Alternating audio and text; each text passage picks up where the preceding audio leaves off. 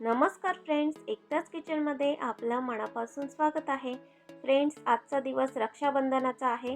तर माझ्याकडून सर्वांनाच, माझ्या सर्व मित्रमैत्रिणींना, भावांना, बहिणींना रक्षाबंधनाच्या हार्दिक हार्दिक शुभेच्छा. तर आजच्या दिवशी मी झटपट असे लाडू बनवलेले आहेत.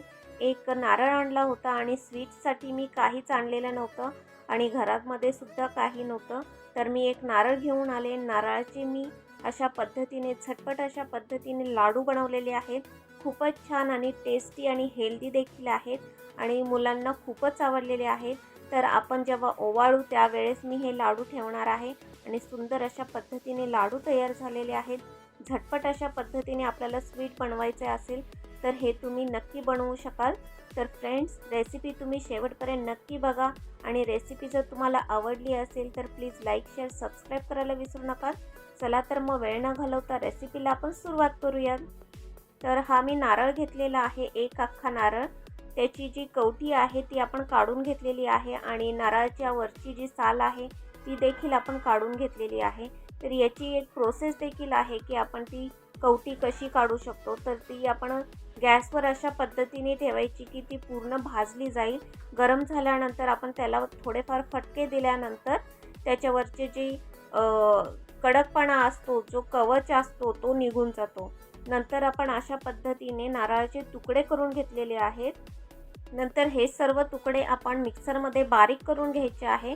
तर या मिक्सरच्या भांड्यामध्ये मी आधी वेलची आणि साखर बारीक करून घेतलेली होती आणि त्यामध्येच मी जे खोबरं आहे ते बारीक करून घेणार आहे आणि खूप छान पद्धतीने एकसारखे असे खोबरे आपले बारीक झालेले आहे आणि सुंदर अशा पद्धतीने एकसारखे दिसत आहे. तर बारीक केलेलं हे खोबरं आपण साईडला ठेवून देऊयात. गॅसवर एक कढई ठेवलेली आहे. कढई आपण मंद आचेवर ठेवलेली आहे. त्यामध्ये 1 चम्मच आपण साजूक तूप ॲड केलेलं आहे, घरचं साजूक तूप. त्यामध्ये आपण बारीक केलेले जे खोबरं आहे ते आपण त्यामध्ये ॲड करायचं आहे.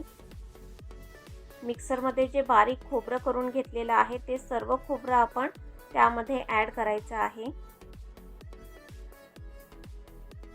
तर अशा पद्धतीने आपण सर्व खोबरं जे आहे ते तुपामध्ये ॲड केल्यानंतर ते चांगल्या प्रकारे आपण भाजून घ्यायचे आहे.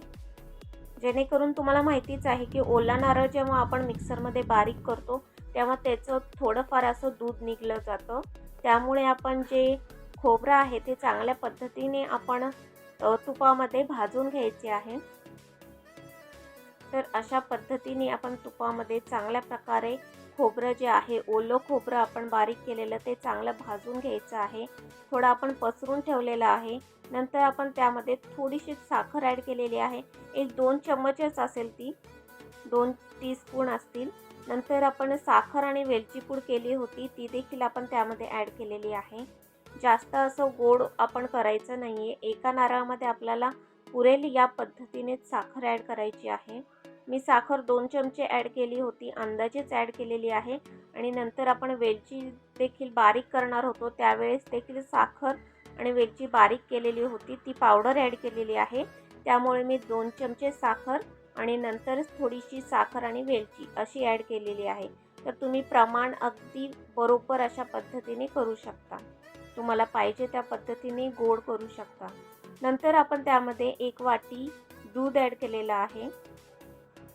दूध आणि खोबरं जे आहे ते एकजीव करून घ्यायचे आहे. अगदी चांगल्या प्रकारे आपण गॅस आपला जो आहे अगदी मंद आचेवर आहे. तर दूध ॲड केल्यानंतर अशा पद्धतीने आपण ते एकत्र करून घ्यायचे आहे. चांगल्या प्रकारे ते दुधामध्ये आणि जे खोबरं आहे, ओलं खोबरं, त्यामध्ये दूध जे आहे ते चांगल्या प्रकारे मुरलं जाईल या पद्धतीने आपण ते एकसारखे अशा पद्धतीने मिक्स करून घ्यायचं आहे, एकत्र करून घ्यायचं आहे. गॅस जो आहे तो अगदी मीडियम आचेवर आहे.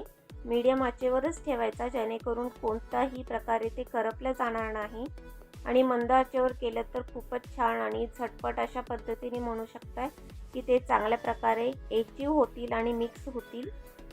तर हे सर्व असं एकत्र करून घ्यायचं आहे आणि यामधील जे दूध आहे ते चांगल्या प्रकारे आटलं जाईल अशा पद्धतीने आपण ते भाजून घ्यायचं आहे.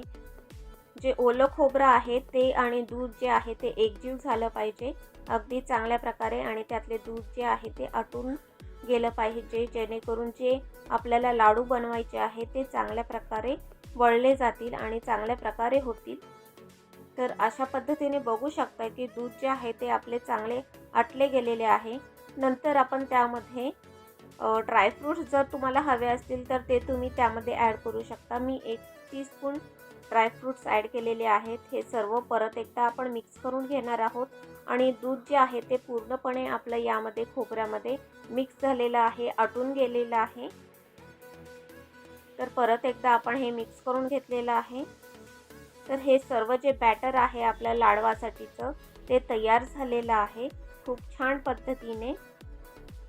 आणि याचे आपण आता लाडू बनवू शकतो, पण त्यासाठी आपल्याला एक थोडा वेळ लागणार आहे, कारण की हे बॅटर जे आहे ते आपण थोड्या काळासाठी गार होण्यासाठी ठेवून द्यायचे आहे।